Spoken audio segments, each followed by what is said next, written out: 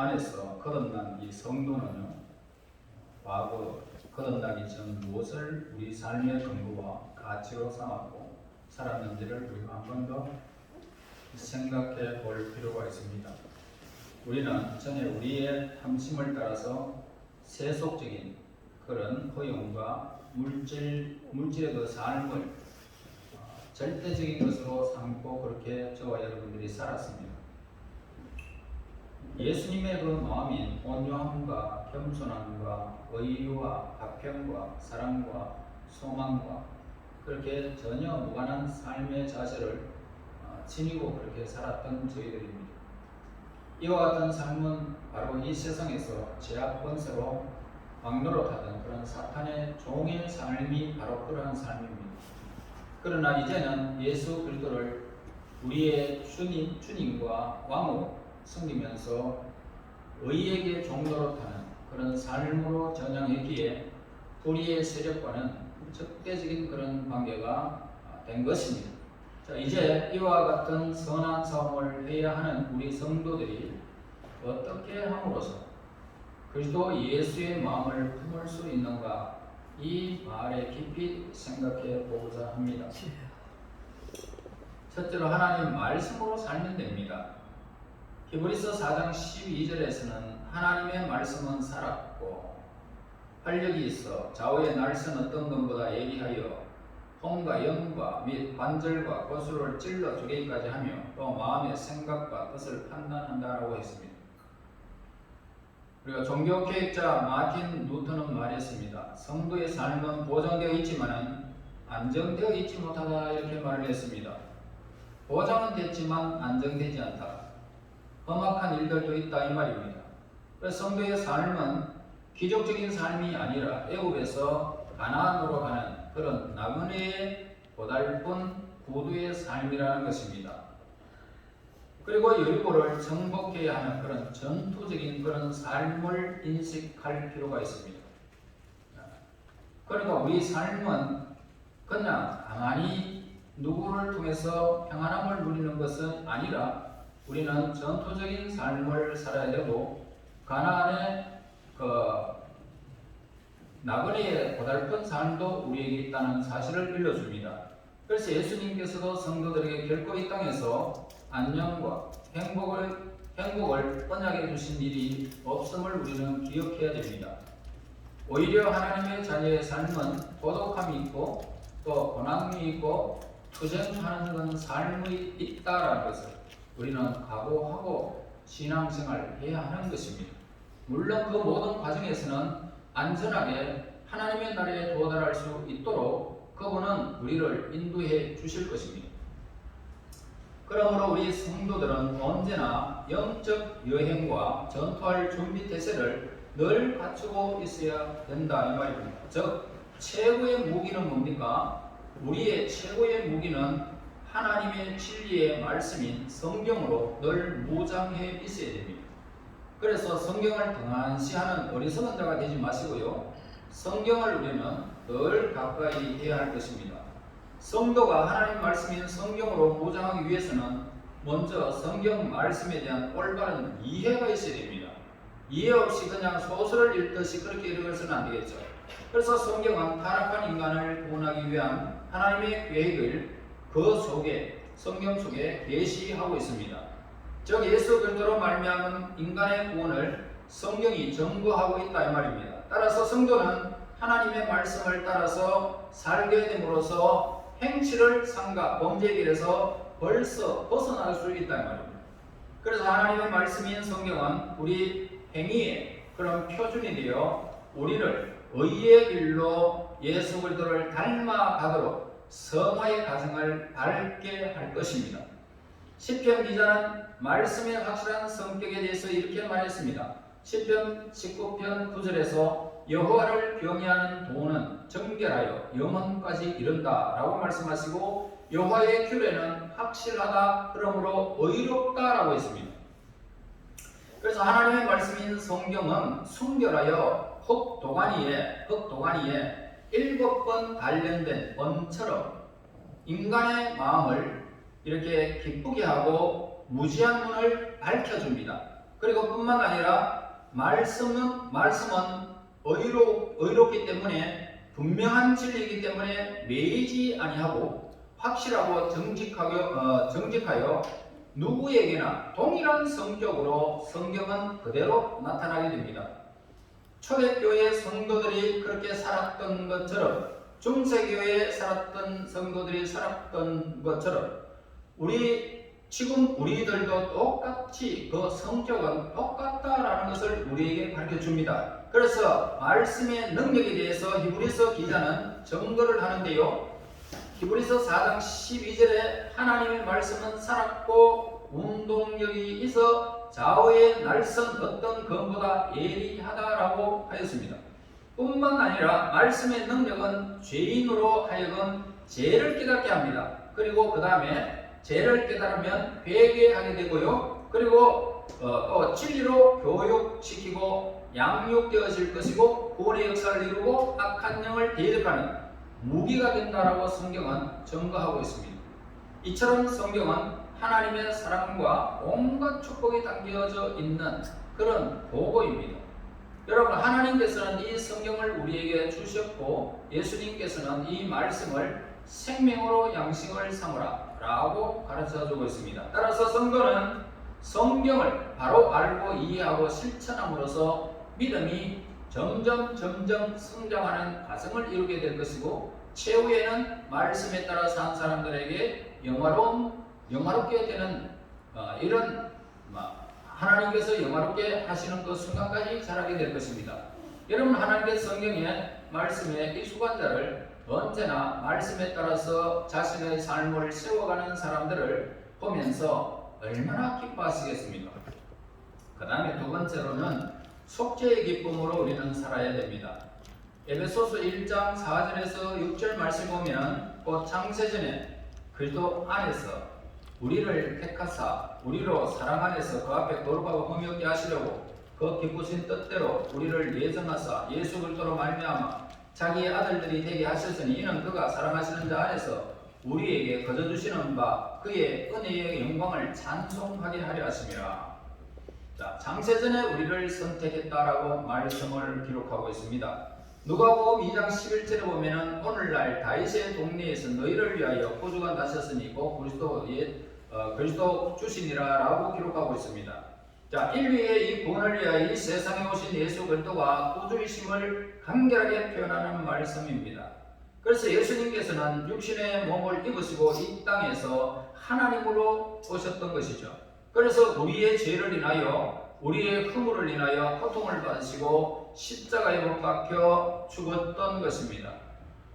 예수 그리스도의 대속적인 죽음으로 인해서 우리는 영원한 멸망에 이를 수밖에 없는 죄의 삭스를 가지고 있는 저와 우리들이지만, 그러나 우리가 제사함의 용서를 받게 되어서 하나님 앞에 설 수 있게 된 것입니다. 그래서 인간의 죄 아래 있을 때에 사망이 왕노릇하게 되어졌고 그 어둠의 권세와 형벌의 고통이 극심한 괴로움이 오늘 인간에게 찾아왔지만 죄짓고는 살 수 없다는 말처럼 죄 아래의 삶은 고통이요 두려움뿐이라는 것입니다. 그래서 죄 지은 사람이 호루라기를 불기만 해도 가슴이 철렁 내려앉고 경찰입니다 라고 한다면 그가 얼마나 두렵겠습니까? 이와 같은 삶이 예수님 없는 삶이라는 것입니다. 그래서 그들의 삶은 행복 그리고 우리가 즐거움 걸면서 찾고 있지만은 그들의 삶이 죽음이 엄습되어지는 그러한 고통이 다가올 때에는 그들은 사지가 벌벌 떨린다라고 합니다. 그래서 안 죽으려고 고통스러운 삶을 얼마나 외마디하며 살아가고 있습니까? 이 땅에 돈이 있어도 모든 권세와 모든 영광이 주어져도 그들의 삶은 결코 죄인된 삶이기 때문에 안정이 없고 거룩이 없고 이 땅에서 방황하는 인생이라는 사실을 우리는 잊을 수 없습니다.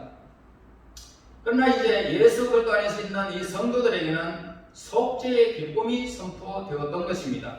죄악의 분리를 벗어버리고 예수 그리스도 안에서 누리는 이 자유는 세상의 그 어떤 것보다도 값진 것이죠. 그래서 우리의 삶을 성경이 말한다든지 내가 몸 안에 있으나 몸 밖에 있으나 무엇을 하든지 하나님의 영광을 위해서 우리는 살아갈 수가 있습니다. 뿐만 아니라 감옥에 있으나 무슨 일을 만날지라도 우리는 언제나 예수 그리스도 안에서 기뻐할 수 있다라는 것입니다. 이 해방과 자유의 큰 기쁨이 우리 생활 속에서 항상 나타나야 한다 이 말입니다. 여러분, 이 세상에 여러분들이 아무리 굴레를 세운다 할지라도 예수 안에 있는 이 하나님의 사랑을 끊을 수는 없습니다. 그러므로 저와 여러분들이 하나님 앞에서 예수 안에서 사는 자에게는 평강이 있고, 그리고 항상 그 속에는 여유가 있고, 그리고 기쁨이 있다 이 말씀입니다. 여러분, 선지자 하박국을 보세요. 비록 무화과나무가 무성치 못하고 포도나무에 열매가 없고 외양간에 소가 없을지라도 나는 여호와를 인하여 기뻐하며 즐거하며 나의 구원의 하나님으로 인하여 기뻐하리로다 라고 노래하는 모습을 보게 되어집니다. 아멘. 여러분, 그 시대가 어떠한 시대였습니까? 그들은 그 바벨론의 포로로 잡혀갔다가 돌아온 시절이었습니다. 돌아오니까 어떻습니까? 예루살렘과 모든 자기의 거처하는 그 곳들이 황폐하게 되어졌던 거죠.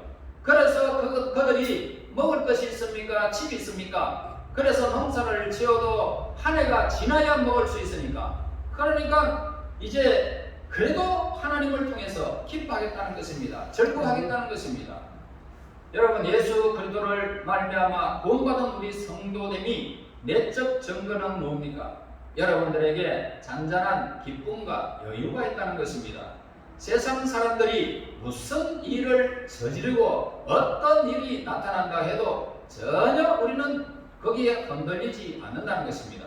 여러분, 이 세상이 지금 정치, 경제, 사회적으로 지금 안정이 되지 아니하고 온 세계가 지금 질병으로 고통을 당하고 있지만 하나님의 백성들은 그곳에서 요동되지 않는 것입니다. 여러분, 전혀 두려워할 필요가 없습니다. 그 질병은 우리를 가까이 할 수가 없기 때문입니다. 왜냐하면 하나님의 선택된 백성들은 여러분들이 살아가는 수명이 있어요. 누가 어떻게 가는 날까지 하나님의 뜻 안에서 수명이 있단 말입니다. 그 수명까지는 여러분들을 어떤 질병에도 하나님은 건지실 것이고, 그 수명이 당하는 날을 거두면 질병이 아니라고 어떻게 하든지 오늘 우리의 생명은 끝이 나게 되겠죠. 그러나 하나님의 손 안에 있다면 죽음은 영원히 존재하지 않는다라는 것, 이것 때문에 우리는 얼마나 여유롭습니까? 즐겁습니까? 여러분, 이 기쁨은 정신적 즐거움과 육체적 쾌락과는 차원이 다른 그런 본질적인 것이고, 소멸될 수도 없고 소멸시키지도 아니 될 것이고, 그리고 성도의 삶의 기초가 되는 영적 생활이 바로 이런 하나님께 향한 우리의 믿음에 기초한 활력소입니다. 그래서 따라서 우리에게는 구원받은 자로서의 기쁨이 항상 있어야 된다 이 말입니다. 여러분, 구원이라고 해서 우리가 최종적으로 천국 가는 것이 구원이 아니고, 여러분의 삶에 어려움이 있고 사회가 어려움이 있고 그 어려움이 있어도 여러분들에게 가까이 하지 아니하고 보호해 주는 것이 구원이라는 것입니다. 가까이 하지 않는 것이 구원이에요. 그러므로 인생의 승자로서 기쁨이 우리에게 있어야 됩니다. 사도 야고보는 말합니다. 내 형제들아, 너희가 여러 가지 시험을 만나거든 온전히 기쁘게 여기라 라고 말했어요. 무슨 말일까요 이거 도대체? 역설적인 이야기입니다. 우리 삶의 역경과 시련과 환난이 닥쳐도 기뻐하라 이 말입니다. 그래서 성도가 환난 중에도 즐거워해야 하는 것이 뭡니까? 고난과 징계 후에 있게 된 온전한 기쁨, 풍성한 예수님의 성품이 열매를 맺게 되어 있기 때문이라는 것입니다. 바로 성도는 이 같은 기쁨의 생활을 통하여서 예수 그리스도를 날마다 닮아가는 생활이 지속되어지고 성장되어지고 성화되어지는 이 과정일 뿐이라는 것입니다. 그 다음에 영생의 소망으로 우리는 늘 살아가야 됩니다. 디모데전서 1장 1절에서 3절 말씀입니다. 우리 구주 하나님과 우리의 소망이신 그리스도 예수의 명령에 따라 그리스도 예수의 사도된 바울은 믿음 안에서 참 아들된 디모데에게 편지하노니, 하나님 아버지와 그리스도 예수 우리 주로부터 은혜와 긍휼과 평강이 네게 있을지어다. 내가 마게도냐로 갈 때에 너를 보내어 에베소에 머물라 한 것은 어떤 사람들을 명하여 다른 교훈을 가르치지 말며라고 했습니다. 자, 전도서의 이 기자는 사람이 날 때가 있으면 죽을 때가 반드시 있다 이렇게 말합니다. 사람이 태어나서 시간이 가면 늙어 죽는 것은 어쩔 수가 없습니다. 자, 이 같은 사실은 사람에게 기쁨과 행복보다는 더 슬프고 불행을 가져다 주는 것입니다. 그래서 사람들은 옛날부터 인생의 무상함을 한탄해 왔습니다. 동시에 영혼을 갈구하게 되었던 거죠. 그래서 삶의 유한성에서 오는 이 절망감 극복하기 위하여 오래전부터 무엇이 존재했습니까? 철학이 존재했고 종교에서는 여러 가지 방안을 모색하고 있다 이 말입니다. 그래서 불교에서 말하는 시간 윤회설도 바로 이 연구의 결과로 이루어졌다는 것입니다. 그러나 우리 성도들에게는 영생이 약속되어져 있습니다. 그래서 이 영생의 소망이야말로 유한한 삶에서 오는 불안과 절망을 말끔히 씻어주는 고귀한 것이다 라고 할 수 있습니다. 영생의 소망을 지니고 있기 때문에 우리는 유한한 인생이지만 감사하고 성실하고 가볍게 우리가 살아갈 수가 있는 것입니다. 영생은 개인의 죽음으로부터 또는 죽음에 이르는 어떤 영향으로부터 예속되지 않는 상태를 말하고 있습니다. 영생이라는 것은 여러분들이 어떤 일이 있어서 인생이 육체적으로 사라지는 날이 옵니다. 그래서 육체는 흙이기 때문에 흙으로 돌아갑니다. 그런데 영생이라는 단어 속에는 여러분의 생명, 육체적인 생명, 영적인 생명 이거 하나라는 것입니다. 여러분들이 살아가는 이곳에서 우리가 죽음이라는 이 단어, 세상 사람들이 말하는 죽음이라는 단어 속에 우리가 영속되어져 있지 않습니다. 그래서 영생이라는 단어가 우리에게 있기 때문에 이 영생은 여러분들이 헐그로 돌아가는 그 순간의 육체를 말하는 것이 아니고 여러분의 생각, 여러분들의 모든 권한들이 다 살아있는 그리고 내가 만질 수 있고 먹을 수 있는 그런 영생의 육체가 다시 있다는 말입니다. 그러므로 우리는 죽음이라는 존재는 영생이라는 단어 속에는 없습니다. 그러니까 우리가 이 땅에서 무슨 일을 만날지라도 내가 이 세상에 사라지는 그런 일이 있을지라도 영생한다는 것입니다. 전혀 우리는 죽음을 맛보지 않게 될 것입니다. 영생은 개인 죽음으로부터 또는 죽음에 이르는 어떤 영향으로부터 예속되지 않는 상태가 영생입니다. 성도는 예수 그리스도의 죽음에 대한 승리로 말미암아 영생을 약속받은 하나님의 거룩한 백성들입니다. 따라서 성도는 영생의 소망을 안고서 이 세상을 살아가기 때문에 기뻐할 수밖에 없습니다. 여유롭게 살 수밖에 없는 것입니다. 사람은 원래 죽지 않는 존재로 시험받은 것이 결코 아닙니다. 물론 죽어야 할 존재도 아닙니다. 다시 말하면 죽음의 결정은 오직 유보된 상태였던 것입니다. 그래서 아담에게는 두 가지 길을 앞에 놓여 있었습니다. 하나는 하나님의 말씀에 순종함으로 기대되는 죽지 않는 영생이 있었고 다른 하나는 죄로 인한 죽음의 형벌이었던 것입니다. 그런데 이 불행하게도 처음 사람 아담은 생명 대신 죽음을 선택하는 결과를 초래했고 하나님과 영생의 관계가 또 끊어져 버렸습니다. 죄를 지음으로. 그런데 이때부터 죽음은 우리 인간을 지배하고 왕노릇하면서 지금까지 엄청난 공포 속에 죽음이 도사리고 있는 것입니다. 그런데 하나님의 독생자 예수 그리스도께서 죽음을 이기심으로써 우리에게 다시금 영생을 회복시켜 주신 것입니다. 영원한 하나님의 생명으로 우리에게 영생을 얻도록 해주셨습니다. 자, 이제 더 이상 죽음은 그리스도 안에 있는 성도에게는 왕노릇할 수가 없게 된 것입니다. 이제 우리에게는 두 가지 길이 있습니다. 죽음을 이기신 예수 그리스도를 믿고 순종함으로 영생을 얻는 길과 예수 그리스도를 믿지 아니함으로 영원한 하나님과의 관계가 끊어지는 게 죽음입니다. 영원한 죽음의 심판을 당하는 길입니다. 그러므로 아담의 선택은 인간의 생명과 죽음을 좌우하지만 우리 각자의 선택은 영생과 영벌로 나누게 될 것입니다. 이제 예수 그리스도를 믿고 영생을 소망하는 성도는 모든 죄와 슬픔과 고통이나 죽음으로부터 의를 이루신 예수님과 같이 될 것입니다. 영생의 소망한 성도에게 새 힘을 공급하는 원동력이 되는 것입니다. 이제 사도 바울은 빌보 교회의 성도들에게 권고하고 있습니다. 예수 그리스도의 마음을 품으라 라고 그렇게 가르치고 있습니다. 자, 하나님께서는 오늘 우리에게 예수님의 성령, 보혜사 성령을 통하여 말씀하시는데 예수 그리스도의 마음을 품으라. 사랑하는 우리 하나님의 백성들이여, 이제까지 우리 구원받은 성도의 삶의 자세에 대해서 우리 한 번 더 생각해 보아야 합니다. 자, 이 같은 삶을 통하여 우리는 예수 그리스도를 닮아가는 계기가 될 것입니다.